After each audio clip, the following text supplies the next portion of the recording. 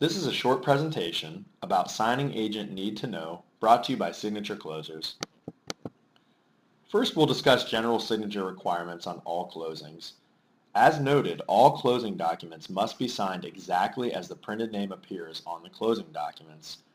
A helpful hint that we've found speaking to our notaries through the years is to ask the signers at the beginning of the signing if they usually sign as their name appears on the documents.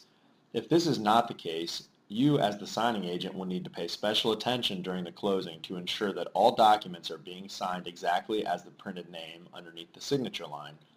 In the example we have below, the borrower's names are John A. Doe and Jane B. Doe, and each borrower would need to sign with their middle initial. You will also want to pay special attention to trustee and power of attorney signings and ask questions if you are not sure how the document should be signed. A document that is commonly misunderstood or done incorrectly is a signature affidavit and AKA statement. The signer should be signing to the right exactly as their name appears printed to the left on this form. This means that each signature on this form will be different to match the printed name. The signer should cross out initial and write never known as on the line for any name where they have never been known as that name. Commonly at closing, there are forms that need to be filled out and completed in order to finalize the closing. One of those forms is a VA benefits form. This form is commonly overlooked. To complete this form, sections 7, 8, 9, and 10 most generally must be completed entirely at the closing and will be left blank for the signing agent and borrower to complete. All of the information above will be provided, and the information below is for VA use only.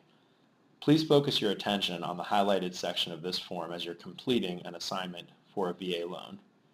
Also, if you have other forms regarding VA loans or tax forms, please make sure they're completed entirely at closing. Some other general signing agent guidelines include never leave a closing with issues or a closing that will end in a trip fee without first calling the title company using the cover sheet provided to you at closing. You should make a point of tracking who you spoke with and when you spoke with them. Even if the issue at closing is on the lender documents and the title company cannot correct them, you still need to call the title company to make them aware of the issue before leaving the closing. You should also email or call Signature Closers after the closing to advise us of any issues. We do sometimes see the closing confirmation notes provided when you close out an order using our app or online. However, we don't always see them in a timely manner, so we would appreciate a separate email to us if a closing does not happen or if it closes with issues.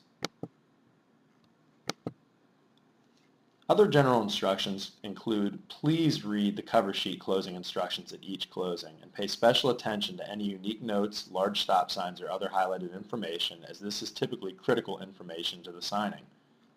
If you cannot reach a borrower to confirm your appointment, notify us as soon as possible so we can advise our client and request additional contact information. If you need to move a closing time for any reason, keep us informed as to the new closing time so we can advise our clients. Also, if you accepted an order from us and haven't received a confirmation within 30 minutes of accepting the order, please let us know. Do not wait until we call you on the day of the closing and tell us that you never received a confirmation and therefore don't have it on your calendar. If you have questions or comments, please feel free to reach out to us. Otherwise, we appreciate your time and thank you for watching this video.